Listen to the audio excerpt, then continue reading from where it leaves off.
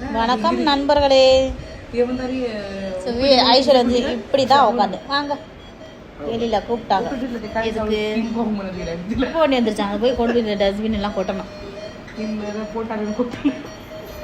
Security தாட பாருங்க, அங்கே கேட்டை விட்டுட்டு வந்து இங்கே உட்காந்துக்கிட்டு இருக்கு. சரி போயிட்டு வருவோம் கீழே.